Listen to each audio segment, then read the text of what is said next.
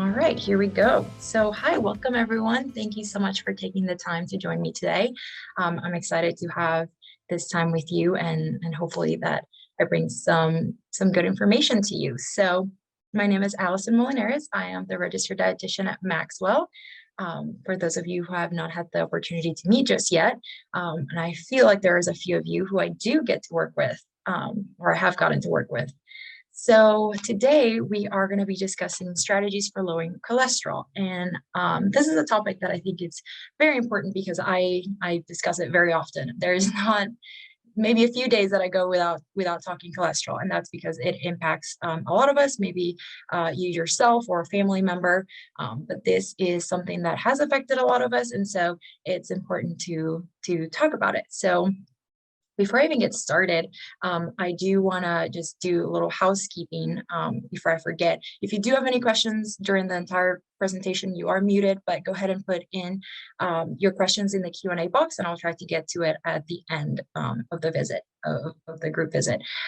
In case my internet goes out, just hold on. The screen may go black for a few minutes, but that's just me trying to jump on a hotspot. So don't log off. Just give me a few minutes until I find a hotspot. Hopefully, we won't have any issues with that today. So as I was saying, we are doing strategies for lowering cholesterol, and I want to ask you, what is the first thing that comes to mind when you think of cholesterol? The second the word cholesterol is uttered, what is the first word that comes to mind? So I asked this because I've asked that a few times, and it's usually a negative connotation. It's usually a bad or high or not good, need to bring it down. There's usually a negative connotation with cholesterol and in the need to bring it down. So I want to talk to you about not just how to lower cholesterol, but a little bit more on, what cholesterol is and why does our body make it. So cholesterol is a waxy fat substance, and there is a purpose to it. Your body is not making it, out of random. And so I want to share with you a few of those functions that cholesterol has. So for those of you who do not know, cholesterol actually helps with the cell membrane integrity and fluidity. It allows that cell membrane to maintain that shape and form. So cholesterol actually binds to the hydrophobic tails, as you see in that image there, of the phospholipids, and it causes them to pack a little more tightly together. It's a little more rigid and less fluid.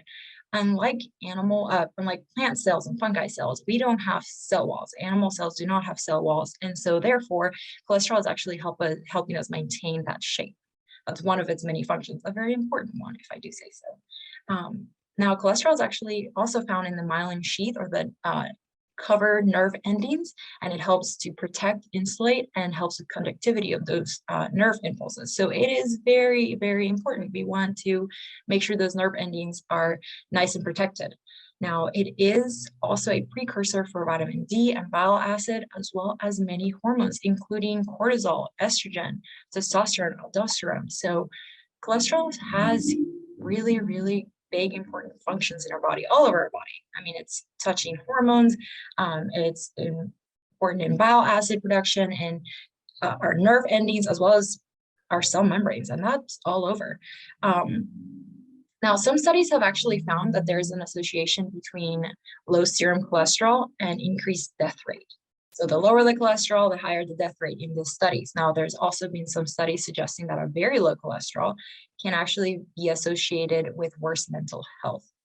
And so huge, huge role that cholesterol has, and a very low cholesterol is also not ideal. We do need it. There is functions for our body. So I wanted to point these out because, like I said, there is a preconceived notion that cholesterol is bad and it must be decreased at all costs and get it to a very low level. And that's not necessarily the case. So what is the big deal? Why do I even need to worry about cholesterol if it's that important? If there is that, big of a function, it does so many things, why do I need to lower it? Like most things, if there's too much, there can be a problem. And so really thinking about the optimal levels and too low of level, too high of level. So we want to be in that happy in between where your body is using what it needs, but not excess. Too much can be a problem. And I'm sure you've heard of what that problem might be. Elevated cholesterol is a risk factor associated with cardiovascular disease. Cardiovascular disease is the leading cause of death in the US for both women and men. And that plaque buildup in your arteries can lead to strokes and heart attacks. So it's very important that we are monitoring our cholesterol. This is why your clinicians, your doctors are always telling you, if needed, to lower that cholesterol, to be mindful of it, because we are trying to prevent heart disease. That is the root issue with cholesterol. So it's not just cholesterol on its own needs to come down, but the why. And it is because we are trying to prevent heart disease. And it's so, it's a leading cause, and it has been for years. So we want to be mindful of that. Now, I do want to share with you the cardiovascular disease risk factors, because they are non-modifiable, meaning we can't necessarily change those, but there are some that you can change and impact. So some non-modifiable risk factors would be our age. We can't change our age. Our gender, can't change that either. Genetic factors. Genetics plays a huge role when it comes to your lipid metabolism. So that plays a big role. And we know race and ethnicity. Black, indigenous, and people of color are at more risk for complications of heart disease. So those non-modifiable risk factors we can't change. But if you notice on the right side, there's quite a big long list of modifiable risk factors, things that you are in control of, including blood pressure. According to the CDC, nearly half of adults in the United States have hypertension. And that's defined as a systolic blood pressure above 130 and a diastolic at 80 or above 80, or that you are taking medication for hypertension. And only 1 in 4 adults, or about 20% of people with hypertension, have their condition under control. So that's a huge modifiable risk factor. And clearly it's impacting almost half of adults in the United States. Now, smoking is another one that we know it exposes us to chemicals that promote free radical formation and increases that oxidative damage. Diabetes. Cardiovascular disease is the main cause of death among people with diabetes. And if you have diabetes, you can actually be up to 4 times more likely to have a heart attack or a stroke. So diabetes is a huge modifiable risk factor. You can be up to 4 times more likely to have a heart attack or a stroke if you have diabetes. So that's something that we really want to look into, not just lowering cholesterol, but really paying attention to that other modifiable risk factor, physical inactivity, as well as obesity. And what we'll be talking about today is high blood cholesterol. So cholesterol particles, we probably have heard of a few of these. So we have the LDL, or the bad cholesterol, because we know that if it builds up as plaque in your arteries, it can increase your risk for heart disease. That's how it has the bad cholesterol name. And then you have HDL, or the good cholesterol, because it absorbs LDL from the body and carries it into your liver, where it can be, broken down and processed, getting taken out of the system. That's why HDL has gotten that good cholesterol name. And then you have triglycerides, which are stores of excess fat. Now, as a Maxwell patient, you've probably noticed that your clinician is not just looking at your total cholesterol, LDL, and HDL. The test that they are doing is going to be a little bit more in depth, and is going to have a bigger breakdown of the of your cholesterol particles. It's not just these main ones right here. They don't just look at the total cholesterol, but the particle breakdown, like I said. And when we start talking about that, we look at the amount of particles of that LDL that you have. How much is there of that LDL? And then you're also looking at the size of it. I love the analogy of a beach ball and a golf ball, because when we look at cholesterol, we like for there to be more of the large and fluffy, or beach ball style cholesterol particle, versus the smaller and denser, or golf ball size particle. So we want it to be large and fluffy, and not as much as the small and dense. And that's because of the atherogenic effect that the small LDL can have. So atherogenic meaning it tends to promote the formation of the fatty plaque in the arteries. It's more likely to promote that plaque. That's what atherogenic, or atherogenicity, means. And so we see that the atherogenicity of a greater number, meaning more of the small LDL, comes in that it has that ApoB lipoprotein. So that apolipoprotein B is in each a small LDL particle, and mean that there are more of them. So if there's a larger amount of that small LDL, it becomes more atherogenic. So the ApoB may provoke that atherogenicity, or more likely to cause the small the plaque buildup, because it can be entrapped in those arterial walls. So I think of it as, beach balls bouncing around in there. They're not as likely to get into the arterial walls, whereas the smaller, denser particles are more likely to hit those arteries a little bit harder. And because of that apolipoprotein B, as you can see on that other image over here, they're more likely to get entrapped in there. Now, LDL with the apolipoprotein infiltrates the arterial wall, and that leads to inflammation and the growth of plaque. So as soon as they are infiltrating, they are going to be building that plaque in there. So just to recap, larger fluffy particles are going to be preferred, opposed to a bunch of small, denser particles. Now, that's not to say that we want to ignore the large fluffy particles, because if there are too many of them, that can also be a problem. But we really want to focus on the type of particle that it is, the smaller, denser ones, or the larger and fluffy ones. And then we do look at the amount of both of those. So now, what happens to the LDL also matters. Oxidation is a type of chemical destabilization on the molecule, such as LDL. So it is a modification of both the lipid and the apolipoprotein B. So oxidation of LDL increases its atherogenicity, so meaning it makes it more likely to form plaque. And so it's not only the smaller, denser particles, but it's the LDL also oxidized. So high plasma and plaque levels of oxidized LDL are correlated with vulnerability and rupturing of the atherosclerotic lesions. So those lesions that are in your artery wall are more likely to rupture if they come in contact with that oxidized LDL. Okay, so the oxidized LDL technically becomes more reactive with the surrounding areas in the tissue, and it produces more inflammation. And that's why we always talk about inflammation, and we talk about it quite often, because we don't want oxidized LDL. And that brings me to, what are some risk factors? What makes my LDL that is already there more oxidizable? So a diet that is high in trans fats. So we're talking French fries, fried chicken, baked goods like donuts, cookies, and yes, even pies. I know Thanksgiving is approaching, and that's not to say don't have any, but being mindful that those foods have trans fats, and that's what leads to more of that oxidized LDL. Smoking, we mentioned that smoking increases that oxidative damage and the free radical formation. Poorly controlled diabetes can also make your LDL more oxidizable and therefore more atherogenic.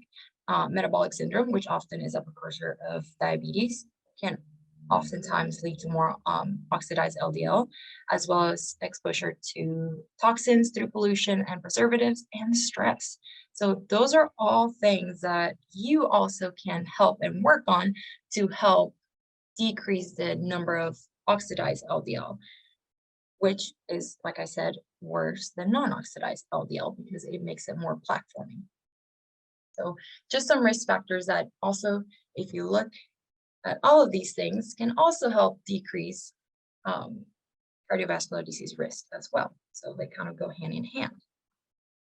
Now, how can I lower my cholesterol? I know this is the question. I wanted to keep this very concise and clear as to strategies that you can do to lower your cholesterol, steps that you can take today, because like I said, that's a modifiable risk factor. And so I want to give you some ways in which you can do this. So decreasing saturated fats. This may come as no surprise for a lot of you because this is what we've heard over time. Saturated fats are kind of a building block for your cholesterol. They increase your LDL cholesterol by inhibiting the LDL receptor activity, and they enhance the production of lipoproteins that contain the apolipoprotein B. So decreasing saturated fats would be huge.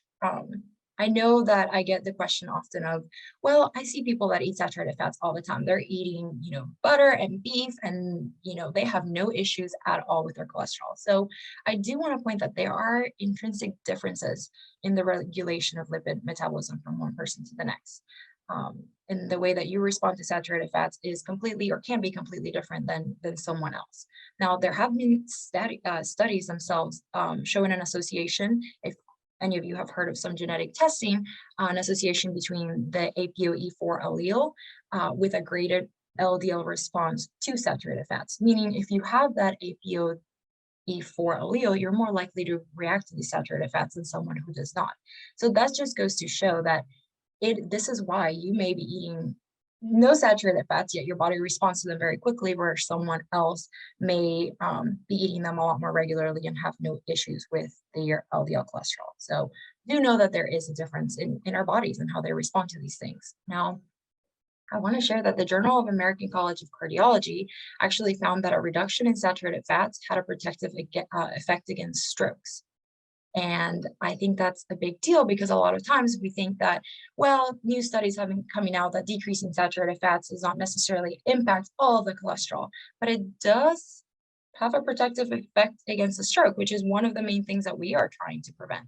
So something to keep in mind. Now, like I said, some sources of saturated fat, as you can see listed below, include fatty meats, fatty cuts of meat like sausages, bacon, cured meats, salami, chorizo, pancetta, cheese, butter, palm, and coconut oil. Some of them are a few tropical plants, including the coconut and the palm. And those are the foods that we want to decrease. Like I said, I don't necessarily mean completely avoid or eliminate, but we do want to decrease. Maybe taking a look at, well, how often am I having red meats, and what type of red meats am I getting fast food out, or is it something that I'm buying at home and I know that it's a leaner cut? Am I cooking with butter or coconut oil all the time? So again, these are some small changes that you can make with your food plan and your nourishment plan. And it does not necessarily have to be completely avoiding saturated fats, but one of the things that you can do to help prevent stroke, lower your cholesterol, would be to decrease those saturated fats. Now, other one would be to increase those healthy fats. So a replacement of saturated fats with polyunsaturated fats has been shown to decrease total and LDL cholesterol. So healthy fats can help lower that inflammation that we know happens with an oxidized LDL and with those small LDL particles entering the arterial walls. And it can actually help deactivate some enzymes that play a role in oxidation. So those healthy fats are really going to help with that inflammation piece. And they're also going to help increase your HDL levels, which we know are the ones that are taking out that excess LDL that is roaming around in the system. So healthy fats actually help lower your total and LDL cholesterol by by lowering the cholesterol production and or increasing the LDL clearance rates, meaning how quickly is going away. So those healthy fats are believed to have an antioxidant effect, and it can really help with the inflammation. So increasing healthy fats would mean fatty fish, getting low mercury, healthy fatty fish like your salmon, herring, anchovies, sardines, for example, nuts and seeds. You have avocados, olives, olive or avocado oil, increasing those and making sure that you are having them regularly in your food plan to, again, help lower that inflammation, raise those HDL levels, and help decrease that total and LDL cholesterol. So step 2 in your quest for lowering cholesterol. Now, something that a lot of people don't think about is actually refined carbohydrates and sugar. Now, we know that they are not good for us, but we think of them more in terms of lowering blood sugars, which we know it's important. We don't want metabolic syndrome and or diabetes. And so in that sense, it makes sense to decrease refined carbohydrates and sugars. But actually, some studies have shown that a replacement of saturated fat by refined carbohydrates and sugars increases triglycerides. We kind of knew that, but it also increases that small, dense LDL particles. So that's a question I get often. How do I lower my small, dense LDL particles?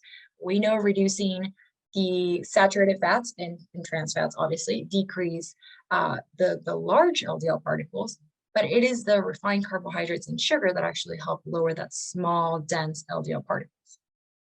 So oxidation is a process that we know makes things more atherogenic, but glycation is also a process we should be familiar with.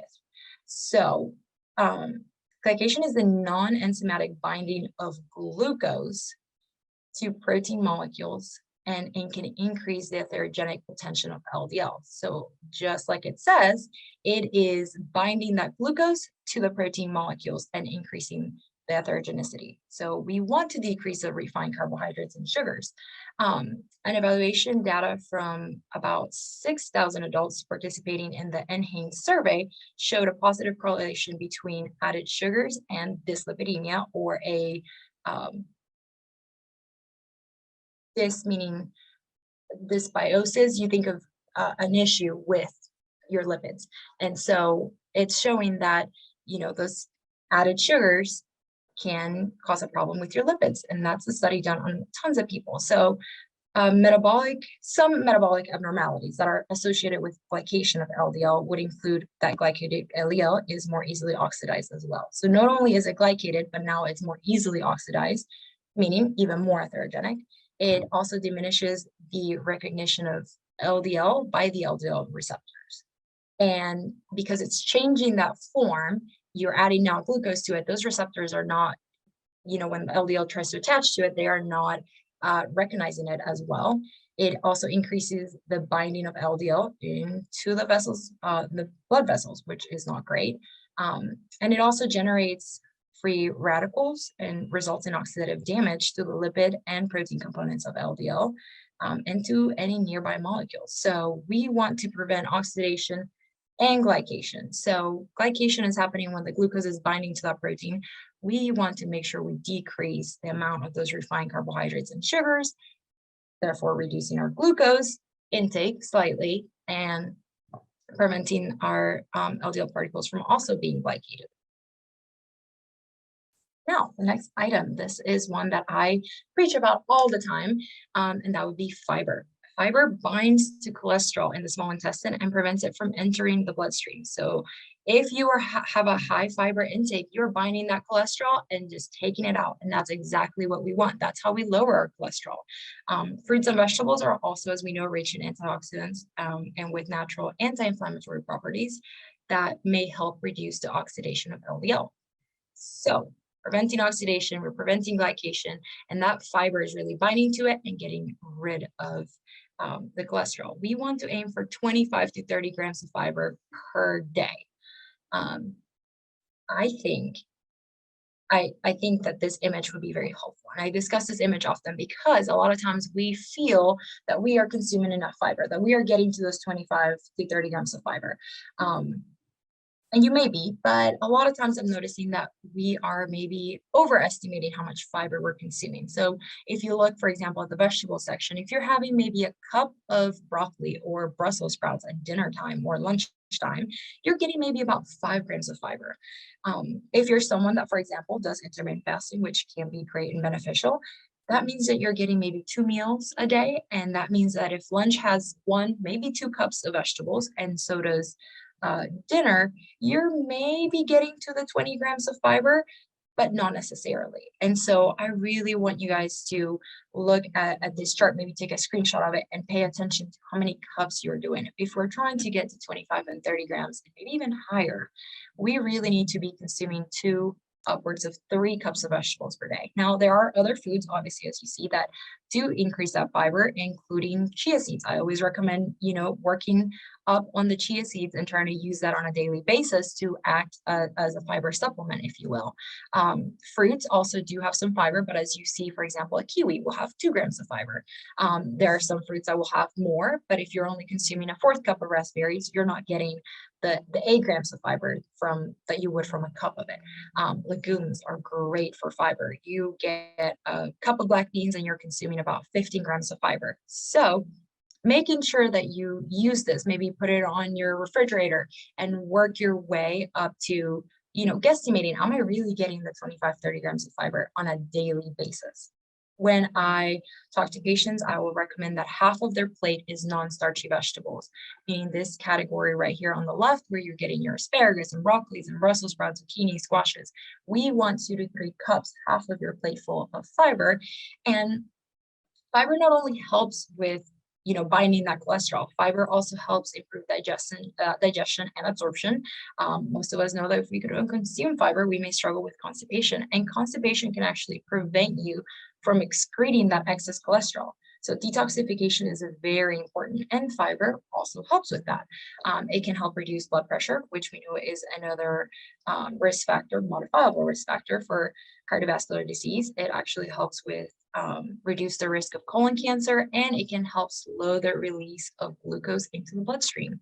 So if you are struggling with diabetes or metabolic syndrome, or you have any issues regulating blood sugars, fiber is going to be very helpful in reducing or slowing down that release of glucose into the body. So it won't be a surge of sugar or glucose, and you won't have elevated blood sugars.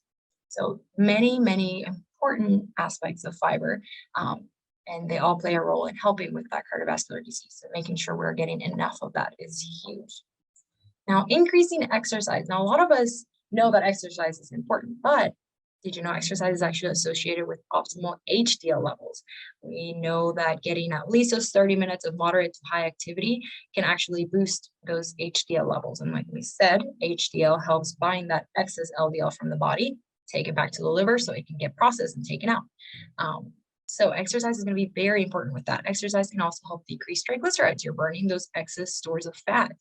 And it can also help with insulin resistance and blood sugar management. You're using up that glucose, you're burning it off, the excess fats, and increasing HDL. So make sure that you are getting at least 30 minutes of moderate to high intensity activity, if tolerated, of course, most days of the week.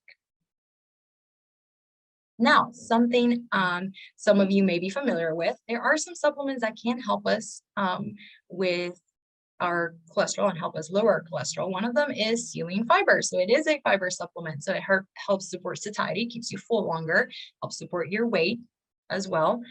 Glucose metabolism, as it can slow the absorption of carbohydrates in the system, and cholesterol metabolism, because it helps slow the absorption of carbohydrates and reduces the fat and cholesterol absorption. So Psyllium fiber is one that I always mention to patients that I know your clinicians are talking to you guys about, because as you're slowly increasing your fiber intake, it's very helpful to have something like your Psyllium fiber to further help with that as well. Now, Bergasons, and there are a few Bergason or Bergamot containing supplements. So this is just one of them. And like I said, they have bergamot, which is a citrus fruit. It's derived from the bergamot fruit, which is widely used in Italy, actually, for heart health, and it exhibits antioxidant activity. So again, it's going to help with lowering that inflammation, but it also helps with the maintenance of healthy lipid and fat metabolism, as well as healthy blood glucose metabolism. So if you notice, we are really tackling everything, not just lowering cholesterol, but we're also tackling that blood glucose metabolism with both of these supplements. If you have not heard about them and you do have elevated cholesterols, or maybe there's someone that you know, maybe discuss them with your clinician, and maybe that's something that would benefit you, again, as you start to make changes with your food plan as well. Any questions? I know we went through a few things, so I just want to Q&A here. So this question can come up often. So eggs is something that I get asked, and I see one of you is wondering about, can you eat eggs? So yes, you can. Now, like I said, anything in excess can be a problem. We don't want to be consuming, 6, 10 eggs every single day. But you definitely can consume eggs, and you got to remember that the egg yolk is where that fat is going to be, whereas the egg white is more of that protein. Now, that's not to say you don't need to have the yolk, but doing 1 to 2, 3 eggs a day would be totally fine. We want to decrease some of those saturated fats, and the amount of cholesterol that's in that yolk is not as big of an issue as much of the saturated fats, like we talked about earlier. So that's a very commonly asked question. Again, I want you guys to think about more of reducing, decreasing, and being mindful overall throughout the day, throughout the week, of how much you're having of those saturated fats, how much you're having of those carbohydrates, and how much fiber you're having. We don't necessarily have to completely eliminate things from your diet. There may be periods where you reduce them a little more than others, but there is no need to completely eliminate something in order to help, unless, of course, you are doing a more specific food plan, an elimination of sorts, or something like that. Any other questions? Okay, well, this has been great. Thank you guys so much for spending time with me. Again, a huge recap here, but increasing that fiber, increasing those healthy fats, reducing saturated fats, reducing those processed sugars and carbohydrates, and then getting active. Those are going to be the 5 things that are going to help us lower our cholesterol. So it was great spending time with you. I hope you guys have a great holiday, and I will see you guys soon.